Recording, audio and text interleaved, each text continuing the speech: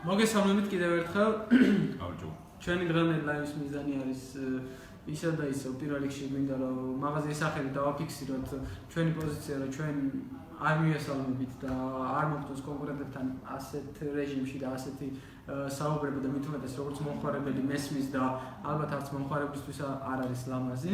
უბრალოდ ბოლო დროს განვითარებული მოვლენებიდან გამომდინარე, საჭიროდ ჩავთვალეთ, რომ ეს ლაივი ჩართვა გაგაკეთებინა და უფრო დეტალურად მოგვეწოდებინა ჩვენთვის ინფორმაცია. მოგეხსენებათ და კომპანია iTechnik, რომელიც აღმოჩნდა და ჩვენ გამოვაშკარავეთ სააპელაციო სასამართლოს თავმჯდომარის ბატონ ვალერიან ცერცვაძის სასამართლოში გვედავება და დღეს კიდევ ერთხელ დღეს და ეს ბოლო ერთი კვირა ჩვენ კიდევ ერთხელ ნახეთ დასტური იმისა, თუ რატო ავრცელებს ეს კომპანია ცირისწამებულ განცხადებებს ჩვენ შესახებ, ხო?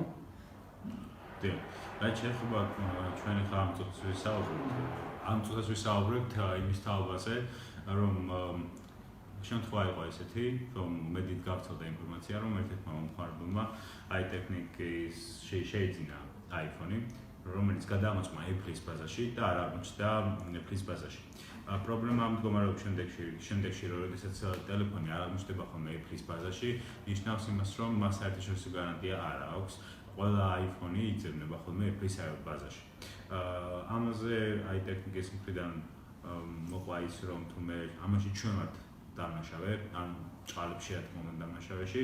მათი განცხადებით რა თქმა უნდა, ჩვენ ვიდეოსაც გაჩვენეთ. მოდით ჯერ ნახოთ ეს ვიდეოები, აქ ჩვენ გვაქვს ის ვიდეოები, რაც გუშინ გავრცელდა, ასევე გვაქვს სტატიები და ნიუსები სხვა მომხმარებლების.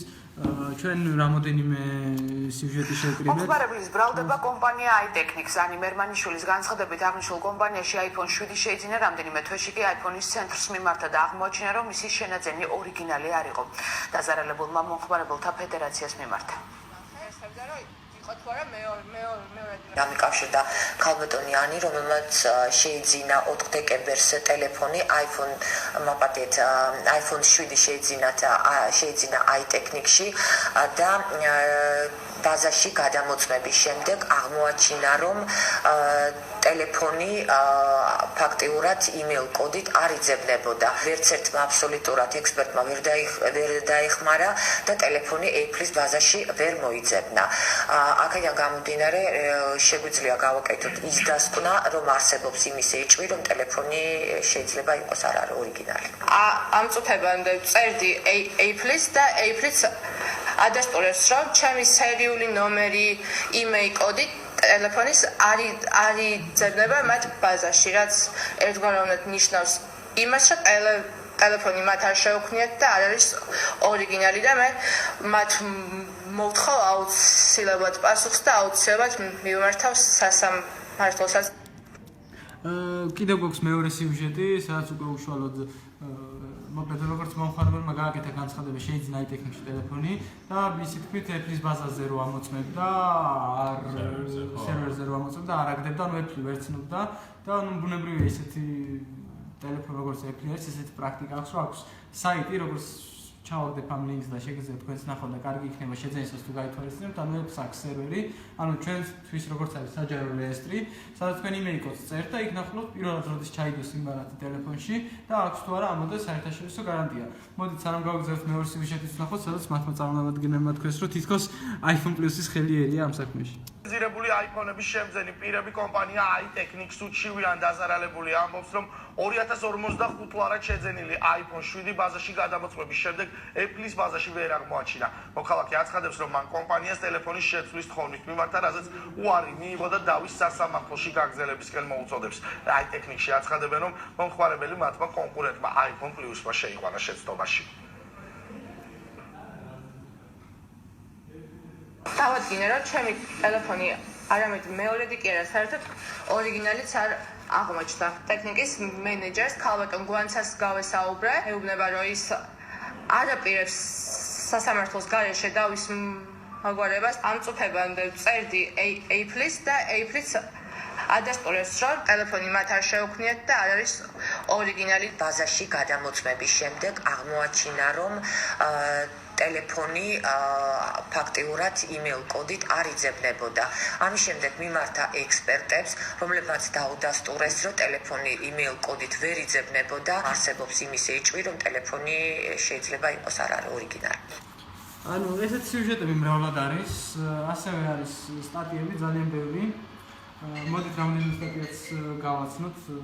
აი მაგალითად აქ ერთი ადამიანი, რომელიც წერს, რომ ესე იგი პირველ რამოდენიმე დღის წინ მოქალაქეს დალიან მტყულაძემ დარეკა მის ინფორმაციით, მან iTechnics შეიძინა 3000 ლარად ღირებული ტელეფონი iPhone 6s და მომხმარებელი აცხადებს, რომ აღმოჩნდა ხარვეზიანი, ტელეფონი არ იტენებოდა და მის მოხმარება იყო შეუძლებელი, თუმცა iTechnics-ში არ შეუცვალეს და რაღაც სოლიდური თანხის გადახდა მოსთხოვეს.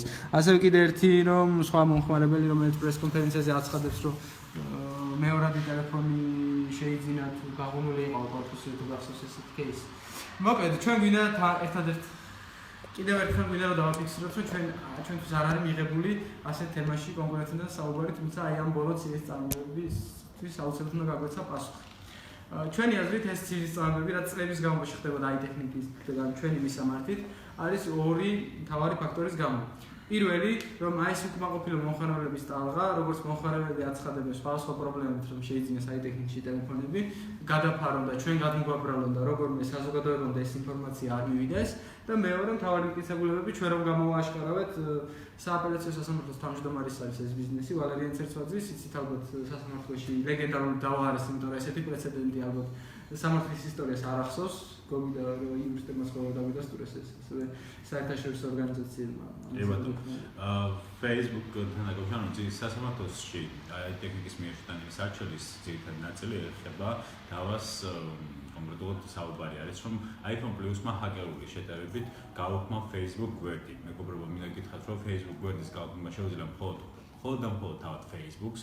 Facebook-ის გარდა სხვა დამატებით არ არის შესაძლებელი მისი გაუქმება. ანუ კონკრეტულად მე საუბარი მაქვს იმაზე, რომ Facebook გვერდის გაუქმება შესაძლებელია მხოლოდ იმ შემთხვევაში, როდესაც Facebook-ის წესები ირღვევა. კერძოდ, საავტორო უფლებების დარღვევა. Facebook გვერდზე განთავსებული არის არაეთიკური კონტენტი და ასე შემდეგ. ეს არის ის ძირითადი წესები, რის გამოც Facebook-ი აუქმებს გვერდს. მეორე საკითხი არის, როდესაც Facebook-ის გვერდის მფლობელი, ანუ ის ვინც Facebook გვერდს ქმნის და აიყენებს, მასაც შეუძლია თქმა უნდა გააუქმოს, თუმცა ამ შემთხვევაში iTechnics-თან მიმართებაში, როგორც ჩანს, საუბარი არის იმას, რომ თავად Facebook-მა კალიფორნიიდან გააუქმა გვერდი. წარმოუდგენელი არის იმის თქმა, რომ თბილისიდან ან ნებისმიერი სხვა დედაქალაქიდან ვინმე მოახერხოს Facebook გვერდის გაუქმება Facebook-ის გარეშე. Facebook-ი თავად ახდენს ჭალებში ოპერაციას, რომ გვერდი გაუქმდეს ან დაემატოს. Facebook-ის შტაბ-ბინა განთავსებულია კალიფორნიაში, ამერიკის შეერთებულ შტატებში, საკმაოდ დაცული სერვერები აქვს მას. რამდენიმე წლის განმავლობაში ათეული წლებია, რაც Facebook-ი არსებობს და პრინციპში გავრცელდა ინფორმაცია, რომ სხვა სერვერებზე მოხდა თავდასხმა ჰაკერული, მაგრამ Facebook-ის მხრიდან არ განხორციელებულა მსგავსი პრეცედენტი არ განხორციელებულა და არ განაცხადებია ასევე და ის არის რო გადავიტანოთ თემა ხო, ანუ უბრალოდ ერთი ჩემი პოზიცია მინდა დავაჩვენო. ჩვენ შეგვქონოდა მაგის შესაძლებლობა, რომ ჰაკერული თავდასხმა მოხორციელებულა Facebook-ზე, რაღაცა აბსოლუტურად. უბრალოდ გოგი აი წარმოსავლები თუ გახსოვს, მინდა თქვა, რომ თუ გახსოვს ის შემთხვევა, რომ რახან Facebook-მა გაუქმნა iTechnics გვერდი, ჩემი ეს მოხდა სამართლიანად. და რატომ? ამ შენ ახსენე, რომ Facebook-ი თავის გვერდს შლის წესების დარღვევის შემთხვევაში. თუ გახსოვს iTechnics Facebook გვერდზე არ ქვა? ხო, iTechnics Store Tbilisi და წლების განმავლობაში შეყავდა მოხარული შეცდომაში, თითქოს iTechnics იყო App Store-ი და შესაბამისად Facebook-მა ჩათვალა, რომ ეს იყო მომახსენებელია ყველა მიცის, რომ საქართველოში App Store-ი არ არსებობს, თუმცა უცხოელი მომხმარებლები გახსოვს შეცდომაში შედიოდნენ. Facebook-ს მოიკვლია ეს ალბათ Apple-ის დახმარებით და წაუშალა გვერდი და ეს კიდევ ერთხელ ადასტურებს, რომ კომპანია iTechnics არ გვერდა Facebook-ის წესებს და საავტორო უფლებებზე არის აქ საუბარი, რის გამოც დიდი აპოტებით რის გამოც მოხდა ამ გვერდის გაუქმება, იმიტომ რომ შეუძლებელია მესამე მხარემ, ან თუნდაც ჩვენ ან ნებისმიერ სხვას შეძლოს იმის Facebook გვერდის გაუქმება. შემდგომ როდესაც ეს მოხდა, გახსოვს დავიწყეთ მოკვლევა. ანუ ბიუჯეტით და წარმოუდგენელი მეგონა რომ აი ამის გამო 1.600.000 ყადაღა დაგვდებოდა. ხო და კახა აღსანიშნავია რომ 1.600.000 ლარის ყადაღა დაგვდება. ხო, ეს არის მნიშვნელოვანი ფაქტი. ნუ გააჩერეს კომპანია. ვინც თანამედროვე ტექნოლოგიებში ერკვევა ან დიდი გარკვევაც არ ჭირდება, ან მარტივად მიხვდება რომ ეს არის ცოტა აბსურდული ბრალდება არის იმისათვის რომ კომპანიას 1.600.000 ლარიანი ყადაღა დაადო. ან ნებისმიერი სამართლებრივი პროცედურა ჩაატარო. თუმცა ეს სამწუხაროდ მოხდა. შემდგომ დავიწყეთ გარკვევა თუ ვის ინტერესი შეიძლება ყოფილიყო და რა მოხდა რეალურად. აღმოაჩინეთ რომ კომპანია i-Technic არის დაფუძნებული ბატონ ვალერიან ცერცვაძის მამის და ცოლისძმის მიერ. ეს ადამიანი არის თბილისის სააპელაციო სასამართლოს თავმჯდომარე. და ეხლა უყურებ ამ სასამართლოზე რომ მივედით ეს ვარდქვა არ შემიძლია. თუ დაიჭირე ის მომენტი არ მახსოვს პრეს კონფერენციაზე ის მომხმარებელი რომ ბრუნდა რომ გარანტიას 1 წელი ზევით გიაწერია, მაგრამ რეალურად 7 დღე ხდება შეცვლა და მე ვითომ ფასდაკლებით შეკეთებაო.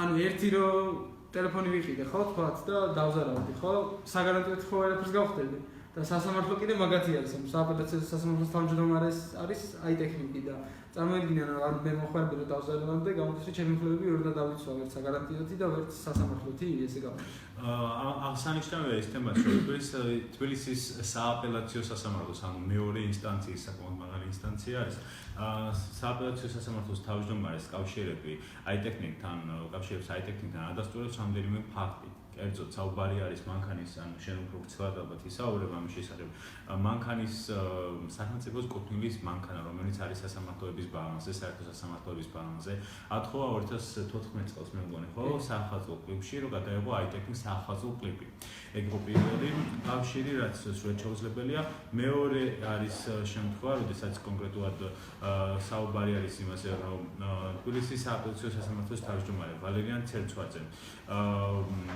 საკუთარი ქონება იპოთეკით დატვირთვა i-Technic-ის სასარგებლოდ რაც სრულად წარმოუდგენელია როდესაც ინტერესი არ გაქვს საკუთარი ქონება რატო უნდა ჩადოს მოსამართლემ იპოთეკით კონკრეტული კომპანიის სანაცვლოდ ეს მეორე მესამე საკითხი რომელიც ამ შემთხვევაში მის კავშირს მიუთითებს ეს გარდა იმისა რომ ანუ განცხადებებისა რომელიც მან მედიასთან გააკეთა თბილისის სააპელაციო სასამართლოს თავმჯდომარის ერთ-ერთი არის ის რომ მისი ოჯახის წევრები მისი ახლობლები მუშაობენ i-Technic-ში.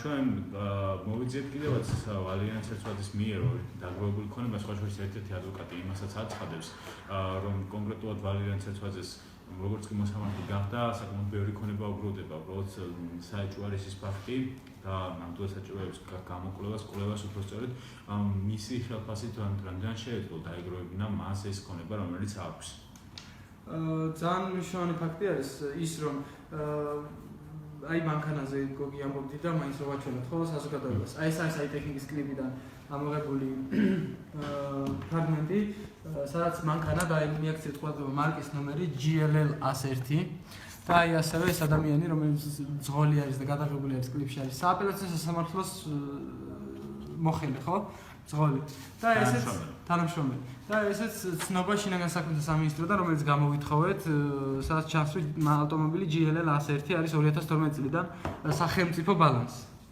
ანუ თქვენ წარმოიდგინეთ რომ ვალერიან ცერცვაძე რამოდენიმე დღეს ფეხითი არა სახელმწიფო მანქანა ჩვენი ხარჯებით ჩვენ რო გადასახადებს ვიხდით იმ ხარჯებით i-Technic-ს ათხოვა რომ აჰა თქვენ კლიპი გადაიღეთო და ეხლა კიდე გამოვიდა ვინმე იტყვის რომ ვალერიან ცერცვაძის ინტერესი არ არის ამ საქმეში და კიდევ ერთი მნიშვნელოვანი ის ყადაღიმაზე თქვი იპოთეკებზე თქვი ანუ საუბარია იმაზე რომ ვალერიან ცერცვაძის საკუთარი ქონება იპოთეკით დატვირთვა i-Technic-ის სასარგებლოდ ანუ i-Technic-ის წარმომადგენლობის შემთხვევაში პირადი ქონება რომელიც მან ჩადო დაკარგავდა შესაბამისად დაკარგავდა ვალერიან ცერცვაძე შესაბამისად ბუნებრივია და ცხადია მის ინტერესების სასამართლო პროცესებში რა თქმა უნდა ანუ ცხადია და შეუძლებელია ვინმე ვინც ლოგიკურად აზროვნებს არ თქვას ვერ წარმოიდგინოს ან კიდევ წარმოუდგენლად მიაჩნდეს ის ფაქტი რომ თბილისის სააპელაციო სასამართლოს თავმჯდომარე ვალერიან ცერცვაძეს როდესაც მსგავსი შეხება აქვს i-Technic-თან ის არ გამოიყენებს თავის ძალაუფლებას ზეგარ უნდა მოახდენოს ჩვენს და i-Technic შორის დავაში უпроსტოდ i-Technic-ის მიერ შეტანის საჩუქრში სადაც მოპასუხი მხარე ჩვენ კომპანია ანუ რა გამოდის რომ მოსამართლემ რომ გამართდეთ და ობიექტური გადაწყვეტილება გამოიტანოს ჩვენი გადმოსახედით გამოდის რომ რა თქმა უნდა ზარავის მიყენებო ზანავის ანაზღაურებაზე მიდგება საქმე და გამოდის რომ ვალერიან ცერცვაძის მთელი ქონება, ოჯახის ქონება ცერცვაძეების დატვირთული რო არის სასარგებლოდ აი ტექნიკისა ვალერიან ცერცვაძე ბინის გარშე დარჩება და ნუ საკუთარი ქონებით აგებს პასუხს. და ამიტომ გვეშინია რომ თავის სასამართლოში ვალერიან ცერცვაძე თავისი კომპანიით გვებძვის და თავისი ბინა არ დატვირთული იპოთეკით. ეხლა ეს ხო წარმოუდგენელია რომ ვალერიან ცერცვაძე ისეთ გადაწყვეტილებას მოსამართლე არ მიიღებს რომ ვალერიან ცერცვაძე დატოვოს ბინის გარშე. ამ თემების გადასაფარად საკმაოდ მასშტაბურად ხდება ის რომ ნებისმიერ თემა რომელიც კი შეეხება თუნდაც შეიძლება არ შეეხებოდეს თუნდაც სააპელაციო სასამართლოს თავმჯდომარის ვალერიან ცერცვაძესა და აი ტექნიკის კავშირი რომელიც არ აწყვეტ რომ მედიაში გახმაურდეს აშკარად აი ტექნიკის ნებისმიერი ქმედება რომელიც ხდება აი ტექნიკთან დაკავშირებით ყველაფერი ბრალდება iPhone Plus ან კონკრეტულად ეს მომხმარებლების кейსი სწორედ იმის გამო მოგიყვანეთ და იმის გამო გაჩვენეთ რომ მათ მიერ გაკეთებული იყო კომენტარი რომ ამ ყველაფერში არის მხარე iPhone Plus-ი რეალურად ჩვენ მართლა არაფერ შუაში არ ვართ მაგრამ ამით ხდება გადაფარვა თემის ხშირად ცდილობენ ისინი ამ თემის გადაფარვას და ნუ უხერხემლო მდგომარეობაში მინიმუმ გონია რომ არიან, იმიტომ რომ როდესაც არ არის წარმოიდგინე რომ მსგავსი რაღაცა რო ხდება. თუმცა ეს უხერხემლო მდგომარეობა ერთია, მაგრამ ამდენად მოყვება ამას სათანადო ქმედება, ამდენ შეიძლება მათი მიდგომა ამ კუთხით და ნუ თბილისის სააპელაციო სასამართლოს თავმჯდომარე ამდენად იტყვის უარს მის ძალაუფლებაზე, ნუ ერთ ცალკე თემა არის, არ ვიცი, მაგაზე აი ახლა ვთქვით გავახსენეთ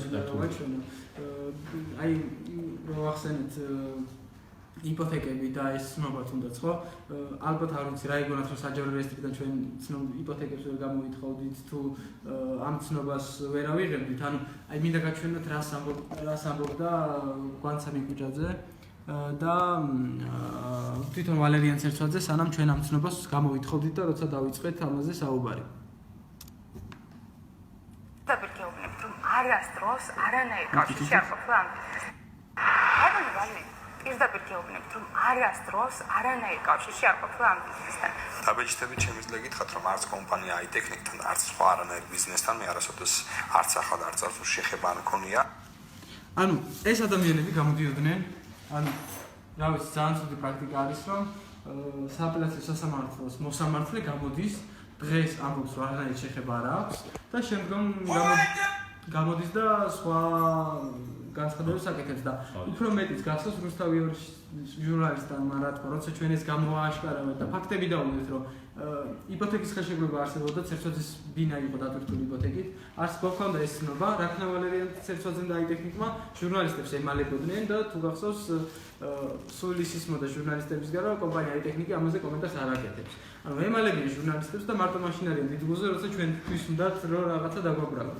და ჩვენ რო საუბრობთ თუ გახსოვს ის кейსი აი ტექნიკის თანამშრომელი და ბექამი კუჯაძის მეგობრები რო წერდნენ რომ მithom გუშინ ჩვენთან შეიძინეს ტელეფონი სოციალურ ქსელში წერდნენ ამის სხვათა შესაძლებლობები გვაქვს და ვერ გაიქცევიან წერდნენ რომ ბექამი კუჯაძის მეგობრები გვანცამი კუჯაძის მეგობრები რომ თითქოს მათ შეიძინეს გუშინ წინ აიფონში ტელეფონი და არ შეუცვალეს ასევე ერთ-ერთი ცნობილი Facebook გვერდზე აი ტექნიკის თანამშრომელი წერდა რომ გუშინ აიფონში ვიყიდე ტელეფონი და არ შემიცვალესო ნუ ეხლა თანამშრომელი რომ მაგას დაწერს რა ვიცი ხო არავინ არ დაიჯერებს რომ გუშინ ჩვენთან იყიდა ტელეფონი და არ შეუცვალეს აი მე რო თქვა რომ იცით გუშინ ხალხო აი ტექნიკში იყიდა ტელეფონი და დღეს რომ გითხრათ არ შემიცვალეთ ამას ვინმე ჭამს ბოდი შემსახვაზე ვინმე დაიჯერებს ხო გასაგებია რომ არავინ არ დაიჯერებს ალბათ ლოგიკური არის იმიტომ რომ ნუ ის მომხმარებლები ალბათ შესაძლოა შეყვანა შეიძლება იმას უკავშირდებოდეს რომ იმ ადამიანებმა ვინც არიციან რომ თანამშრომლები არიან შეიძლება მათთვის იყოს ეს ყველაფერი გამოსული ალბათ ესე people რაც შეეხება კონკრეტულად თანამშრომლებსაც შეეხება კიდევ ერთხელ შემიძლია ვთქვა რომ არ არის მაინც და მაინც საკმაოდ კარგი ტონი თუმცა ტონის შეჩერება ცალკეულად საკმაოდ სხვა თემა არის ამ შემთხვევაში განვითარებული მოვლენიდან გამომდინარე დასასრულს მინდა კიდევ ერთხელ დავაფიქსირო ჩვენი პოზიცია რომ ჩვენ არ მიესალმებით ასეთ ზოგადად ასეთ თემებზე საუბარს კონკურენტებთან გოგიშენ მედიისთვის გინდა მიდემართა ხო რომ ჩვენ მართლა გამჭვირვალე ვართ ღია ვართ ჯერ არ მართლები ვართ გამომდინარე იქიდან რომ ჩვენ ჯერ არ მართლები ვართ და გამჭვირვალეები ვართ ჩვენ ღია ვართ მედიასთან ურთიერთობისთვის ჩვენ ღია ვართ ყველა იმ ადამიანთან ურთიერთობისთვის, ვინც არის, ვისაც აინტერესებს ეს თემა, ვართ მომხმარებელთან ლოიალური დამოკიდებულებას, ჩვენ რა თქმა უნდა გავაგრძელებთ, დავხვეწავთ მომსახურებას, ბუნებრივია, როგორც ჩვეულებრივი სამუშაო პროცესი, რა თქმა უნდა გავაგრძელებთ, გამოვიგონებთ ახალ ბევრ აქციებს, რომელსაც სხვა კომპანიები აიღებენ, თუმცა ეს ჩვენი ალბათ იუსი არის კახარაგურის და ჩვენ მართლა მიმესალმებით, რომ ჟურნალისტებს ვიღაცამ უთხრას, რომ იცი რა თქვენ ესე უნდა გააშუქოთ, ან თქვენ ასე არ უნდა გააშუქოთ. ეს საკმაოდ ცუდი ჟესტი არის და iPhone Plus-ი არასოდეს არ აპირებს მსგავსი რამის გაკეთებას, ჩვენ მზად ვართ თანამშრომლებისთვის ჟურნალისტებთან. მე ჩემი გადმოსახედიდან ერთი მინდა დავაფიქსირო, რომ ზოგადად რა თქმა უნდა მაყურებელი გამოიტანს და ზოგადად Apple-ის მომხმარებელი და გულშემატკივარი გამოიტანს ობიექტივ დასკვნებს. ანუ ერთი ჩვენ ვართ აქეთ, რომელიც ვამბობთ, რომ გამჭვირვალე ვართ, მედიისთვის ღია ვართ, და მე მინდა iTechnics მივიმართო, რომ თუ აი ის მომხმარებელი, რომელიც პრეს კონფერენციაზე საუბრობდა, მართლა ის email კოდი იძებნება Apple-ის ბაზაში. გასაჯაროვანი email კოდი, რა თქმა უნდა, მომხმარებლის თანხმობით და ჩვენ მომხმარებლებმა გადაწყვიტონ თვითონ იძებნება ეს Apple-ის ბაზაში თუ რა მოხდა რეალურად. დასასრულს მინდა გითხრათ, რომ ჩვენ ერთადერთი რის გამოც ვაგრძელებთ ბრძოლას არის ის, რომ ვჯერა რომ გვინდა რომ შევქმნათ საუკეთესო მომსახურება რაც ყიდის iPhone-ებს და ზოგადად iPhone-ების გაყიდვა ჩვენი თანამშრომლებისთვის არ არის რაღაც ერთი ეკონომიკური აქტი და მეორე ის, რომ iPhone Plus-ის მიმართ ეს ცივი წამებები და ეს ბრძოლა, რომელსაც ახორციელებს აი მთელი სასამართლოს, სააპელაციო სასამართლოს თავკაცი, ძალიან სამწუხაროა, რომ ბიზნესის თავისუფლება გადის დღეს ამ ადამიანზე, თუმცა ჩვენსაც გავაკეთებთ და დიდი მადლობა მინდა მოვუხადო კიდევ საზოგადოებას იმ ხარდაჭერისთვის, იმ თბილი სიტყვებისთვის და იმ თქვენი თანადგომისთვის, რომელიც დაგეფიქსირებიათ. მადლობა. მადლობა, კარგად გწანდებოდა.